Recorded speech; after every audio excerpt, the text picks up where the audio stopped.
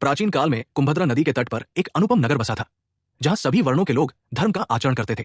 वहां आत्मदेव नामक एक तेजस्वी, वेदों के ज्ञाता ब्राह्मण रहते थे, जो उदार हृदय वाले और सत्कर्म करने वाले थे।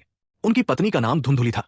वो सुंदरी और कुलीन थी, पर उसका स्वभाव लड़ाकू, क्रूर, बकवादी और झगड़ालू था।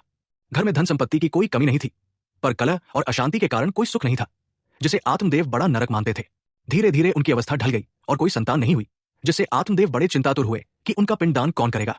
निराश होकर उन्होंने जंगल में जाकर अपने प्राण त्यागने का विचार किया।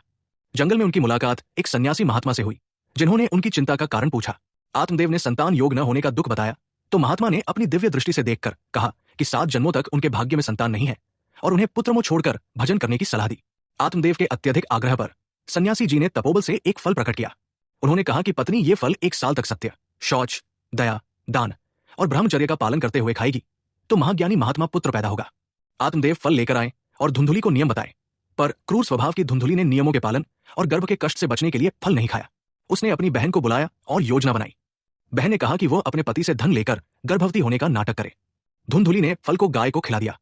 जब धुंधुली की बहन को पुत्र हुआ, तो उसने उस पुत्र को धुंधुली के यहां पहुंचा दिया। आत्मदेव बहुत प्रसन्न हुए और बालक के जात कर्म संस्कार कराए। धुंधुली ने बहाना बनाकर अपनी बहन को ही बच्चे के पालन पोषण के लिए बुला लिया।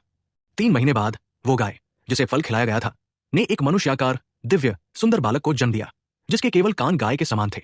आत्मदेव ने उस बालक का नाम गोकर्ण रखा। धुंधुली ने अपने पुत्र का नाम धुंधकारी रखा। समय बीतने पर गोकर्ण पूर्ण ज्ञानी महात्मा और धर्मपूर्वक आचरण करने वाले बने। वही धुंधकारी पूर्ण दुष्ट, हिंसक, क्रूर, पापाचारी स्वभाव का निकला। वो चोरी